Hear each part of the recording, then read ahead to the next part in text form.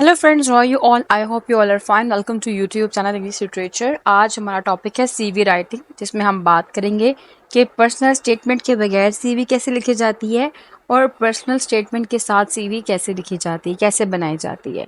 First of all, CV होता क्या है? ये एक डिटेल डॉक्यूमेंट होता है जिसमें आपकी जो भी एकेडमिक इन्फॉर्मेशन है, जो भी प्रोफेशनल बैकग्राउंड है ना, उसके बारे में इन डिटेल सारा कुछ बताया जाता है। मतलब अगर आपने कोई पब्लिकेशन करवाई है, कोई आपका रिसर्च वर्क आपने किया है, आपकी प्रेजेंटेशन, आपका एक्सपीरियंस, आपके अवार्ड्स, आपके अचीवमेंट्स, सब कुछ ईच एंड एवरीथिंग इसके अंदर मेंशन किया जाता है। रेज्यूमे से हट के है। रेज्यूमे में हम लोगों ने रेलेवेंट रहना होता है जिस जॉब के लिए अप्लाई कर रहे हैं, और अगर हमारी फंक्शनल है तो हम लोगों ने स्किल्स को बताना है। अगर हमारी इकोनॉमिकल तो हम लोग उसमें स्किल्स को मेंशन नहीं करते, ठीक है, और इतनी गपशप नहीं मारते। लाइक रेज्यूमे 1 to 2 पेज होता है, जस्ट ओवरव्यू। सीवी डिटेल्ड होती है, जिसके बारे में हमारी जो भी प्रोफेशनल, जो भी एकेडमिक, जो भी पर्सनल एकेडमिक इन्फॉर्मेशन है, उन सबको लेकर। क्लियर? आप स्क्रीन पे देखें, सीवी करिकुलम वटाए। ये सीवी जो फुल फॉर्म है वो इसका ये फुल नेम है, ठीक है। सीवी जो इसकी फॉर्म है ना, वो करिकुलम वटाए की फॉर्म है।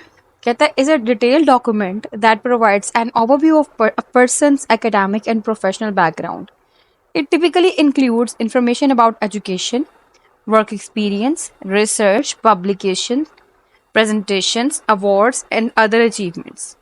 Unlike resume, which is concise and tailored to specific job applications, CV is more comprehensive and static, often used in academic, research, medical और governmental settings. ठीक है, मतलब CV जो है वो इतनी comprehensive होती है कि इसको हम लोग जो है ना अगेन एंड अगेन चेंज करने की ज़रूरत नहीं पड़ती। हम मल्टीपल जॉब्स के लिए एक ही सीवी जो है वो दे सकते हैं, ठीक है।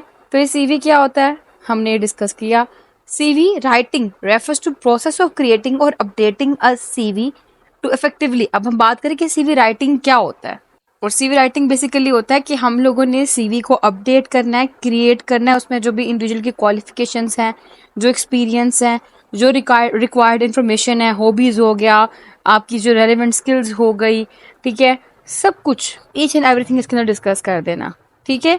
ये हमारा सीवी राइटिंग होता है। कैसे करते हैं जी? नो पर्सनल स्टेटमेंट और पर्सनल स्टेटमेंट, ये दो पॉइंट्स होते हैं। पर्सनल स्टेटमेंट से कहते हैं जब हम हमारे बारे में मेंशन करें कि मैं जो हूँ ऐसा ऐसा बंदा हूँ और मैं आपकी इस जॉब के लिए इसलिए फिट करता हूँ, तो आपको चाहिए मुझे चूज़ करें, ठीक है। और नो पर्सनल स्टेटमेंट, इसके अंदर जो हमारा ऑब्जेक्टिव है हम बेसिकली वो डिफाइन करते हैं, ठीक है। और अगर हमारा कोई नो पर्सनल स्टेटमेंट के साथ सीवी लिखी जा रही है, बनाई जा रही है, तो उसमें हम लोग हमारे ऑब्जेक्टिव को इंक्लूड नहीं करते। पर्सनल स्टेटमेंट को अगर हम लोग कर रहे हैं ऐड, तो उसमें हमारे ऑब्जेक्टिव जो है वो इंक्लूड करते हैं, ठीक है। A personal statements is a brief paragraph at the beginning of a CV where the individual summarise their career, objective, skills and qualification. Clear? अब क्योंकि हमारे टॉपिक में दो फॉर्मेट है, नो पर्सनल और पर्सनल स्टेटमेंट। अब यहाँ पे देखिए, स्क्रीन पे आपको जो शो हो रहा है ना, ये एक सीवी का फॉर्मेट है, जहाँ पे पहले नेम बताया है, देन कॉन्टैक्ट इन्फॉर्मेशन दी है, उसके बाद एजुकेशन के बारे में बताया है, रिसेंट से जो पास था उसकी तरफ गए हैं, ऑनर्स एंड अवार्ड्स के बारे में बताया है, रिसेंट से पास की तरफ जा रहे हैं हम लोग, हमारी रिसर्च पब्लिकेशन जो है, रिसर्च एक्सपीरियंस है उसको डिस्कस कर रहे हैं, रिसेंट डेट से पास की तरफ जा रहे हैं हम लोग, ठीक है। फॉर एग्जाम्पल 2024 चल रहा है, तो आप वहाँ से बताएंगे, फिर 23, फिर 22, ऐसे चलेंगे अपना लेकर। यानी कि पहले आप एजुकेशन डिस्कस करें, पहले आप अपने बीएस को बताएंगे, फिर आप इंटर को बताएंगे, फिर आप मैट्रिक को बताएंगे, ठीक है। सीवी में हमेशा मैट्रिकुलेशन से आगे तक जो भी आपकी एजुकेशन चल रही होती है वो डिस्कस की जाती है, ठीक। ये तो आपका हो गया रिसर्च एक्सपीरियंस। देन आप टीचिंग एक्सपीरियंस बता रहे हो अपना, फिर उसमें भी आप डिटेल डिस्कस कर रहे हो, ठीक है, कहाँ से पढ़े हो, किस तरह पढ़े हो, so on.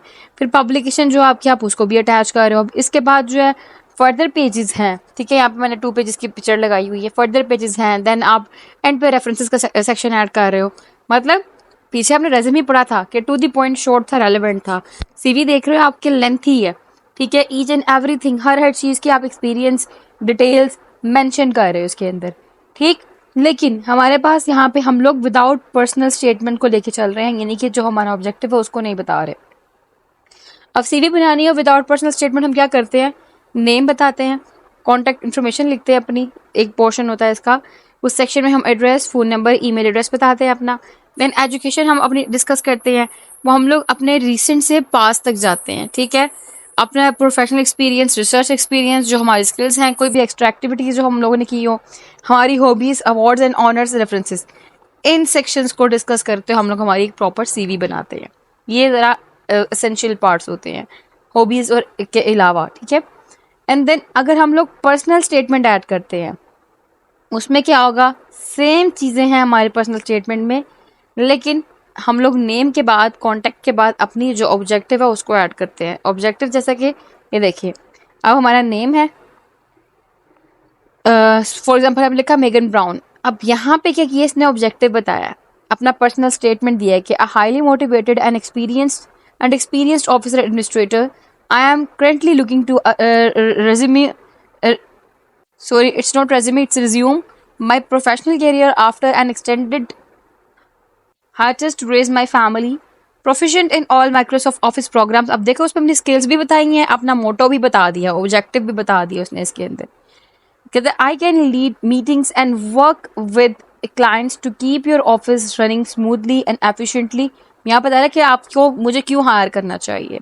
After spending several years volunteering as an administrative worker for a local charity, I am committed to resuming my professional career on a full-time basis।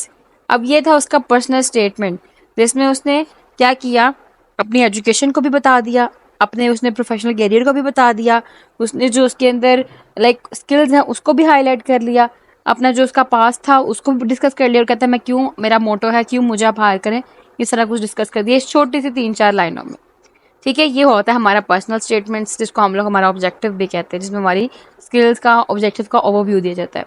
And then contact information, ये देखिए उसने email ID दी है, phone number दिया है, location बताई है अपनी, जिसको हम एड्रेस कहते हैं, देन अपनी आईडी दी है जो अगर लिंक्डइन की प्रोफाइल है उसकी। क्लियर। तो ये हमारा सीवी के अंदर पर्सनल स्टेटमेंट के साथ एक फॉर्मेट था, और विदाउट पर्सनल स्टेटमेंट में हम लोग ये चीज़ ऐड नहीं करेंगे, बाकी सीवी वही रहेगी। अब देखिए यहाँ पे हमारी एक पिक्चर ऐड हुई है, ये ज़रूरी नहीं आप लगाओ, लगाना लगा लो, नहीं लगाना ना लगाओ, आपकी मर्ज़ी है। Name, contact information, personal summary, जिसने पर्सनल ओवरव्यू बताया अपना, जिसको हम लोग पर्सनल स्टेटमेंट कहते हैं। देन वर्क हिस्ट्री, उसने अपनी स्किल्स भी हाईलाइट की हैं, ठीक है, और उसके बाद उसने अपने एजुकेशन के बारे में बताया।